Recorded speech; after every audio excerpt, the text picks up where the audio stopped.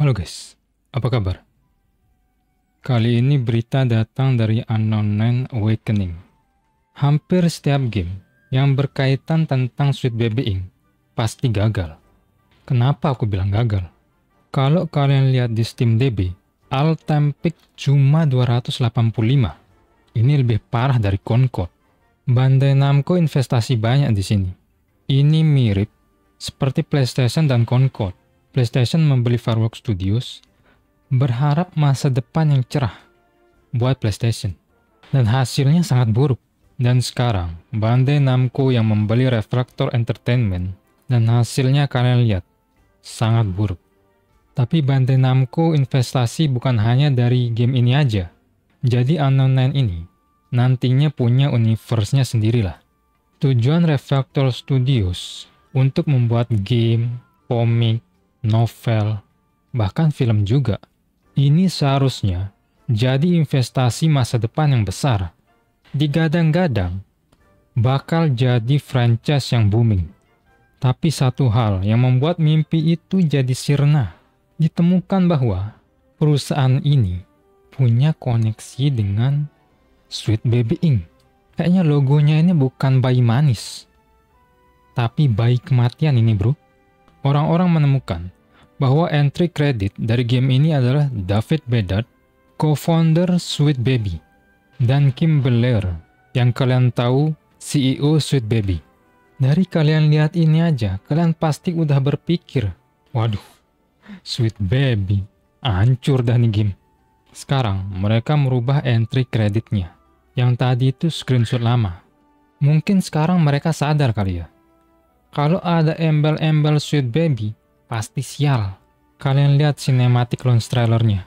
Dislike-nya 7 ribuan. Pasti udah dirujak habis-habisan.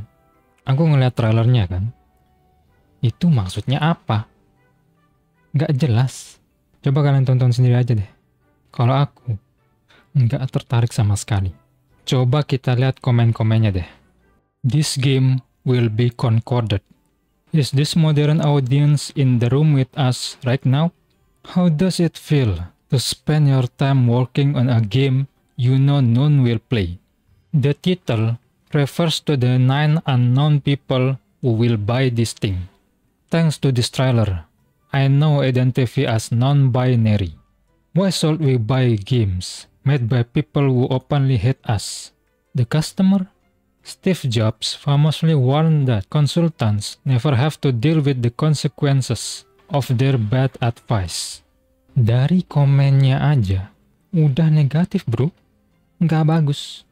Dan game ini udah dirilis 18 Oktober yang lalu. Berarti udah 7 hari. Dan yang review cuma 64 orang. Bro. Mix lagi. Terlepas game ini diinfeksi omong kosong woke ya, bahkan jurnalis juga kayaknya nggak mau mensupport game ini. GamesRadar kasih rating 2,5. Di Metacritic, user skornya 1,7. Man, itu parah banget sih. Dan bahkan IGN kasih rating cuma 5. Bro, kalau IGN dah kasih rating 5, berarti ini game jelek banget. Menurut The Gamer, hanya membutuhkan waktu 10 jam untuk menyelesaikan gamenya di normal difficulty. Game ini harganya 500 ribu. Gila bro, gak worth it ini dengan harga segini. Aku ingin play sedikit clip short ini. Mungkin ada yang belum tahu ya. Ini adalah pemeran utama Unknown Nine Awakening. Jadi ada klip di mana pemeran utamanya lagi di interview, membicarakan tentang game ini. Kayak apa sih daya tarik game ini?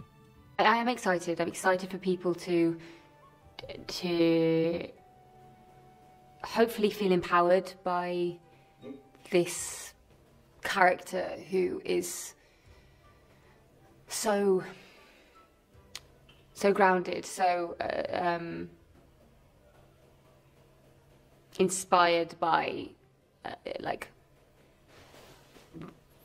things that are outside herself, bigger than her, and I don't think I've ever seen connection to a game as diverse as this, with that many voices and that kind of that exploration. Kalian lihat sendiri, dia kayak berjuang banget menjelaskan apa daya tarik dari game ini. Dia sampai terbata-bata bro, mau mempromosikan game ini, tapi kayak berat gitu. Terus tiba-tiba dia kayak diversity. Kita udah lihat di game-game lain, ketika diversity sebagai nilai jual sebuah game itu bakal hancur. Kita di sini tuh intinya mau main game. Yang harus ditonjolin itu ya gameplaynya. Kalau gameplaynya udah burik, nggak jelas, hancur gamenya bro. Siapa yang peduli sama diversity? Nggak ada bro. Banyak yang bilang gamenya banyak bug, gameplaynya rusak, terus grafisnya jelek, ada sweet baby-nya lagi. Masalahnya sekarang bukan cuma itu. Orang dalam GameStop mengungkapkan angka penjualan yang mengejutkan untuk Unknown Nine Awakening. Game ini sudah mati. Tapi entah bagaimana, lebih buruk daripada yang bisa kamu bayangkan. Sweet Baby Inc. kembangkan Unknown Nine Awakening alami penurunan jumlah pemain puncak lebih dari 40% di minggu pertama. Dari sini aja udah kelihatan kalau ini udah nggak bagus. Yang main sekarang cuma 31 orang. Menurut aku wajar. Gamenya mahal, ceritanya pendek. Secara keseluruhan, gamenya jelek. Banyak masalah sana-sini. Itu dari penjualan Steam. Sekarang, dari penjualan physical copy. Baru-baru ini, saya menerima email dari sumber anonim yang mengaku bekerja di level korporat untuk GameStop. Meskipun saya belum dapat memverifikasi informasi ini secara pribadi. Oh, jadi kalian harus garis bawahi ya, ini cuma rumor. Jadi jangan langsung percaya 100% lah. Kalau aku sih percaya aja ya, karena dari yang aku lihat di Steam, yang main dikit banget. Jadi kemungkinan physical copy-nya juga nggak laku. Saya bekerja di GameStop di tingkat korporat. Saya memiliki data di 2.900 toko. Video Anda menginspirasi saya untuk memeriksa penjualan Unknown Nine. Meskipun ada pergerakan untuk 2.000 salinan awal, yang merupakan distribusi toko, saya melihat mungkin 50 salinan lainnya dengan pergerakan, yang merupakan pre-order. Tetapi, tidak ada yang lain. Aku nggak begitu terkejut ya, karena ini bukan rilis besar. Tapi ini Bandai Namco loh ya. Paling nggak, lumayan lah terjualnya. Tapi di sini bilangnya cuma 50 kopi. Dan itu pre-order. Ini kecil banget sih. Aku pernah bilang ini sebelumnya. Mereka jual game ke modern audience. Tapi, modern audience yang dibilang itu mana? Mungkin mereka pikir, modern audience yang mereka bilang itu bakal ngantri beli game mereka. Mereka pikir modern audience itu bakal mendominasi pasar. Dan ternyata, yang beli cuma 50. Itu kayaknya modern audience yang mereka maksud. Kami memiliki sekitar 350 salinan Unknown Nine untuk PS5 yang tersedia untuk pengiriman. Tetapi permintaannya 0. Artinya, tidak ada yang terjual. Di Xbox, kami memiliki sekitar 150 salinan dan 0 permintaan.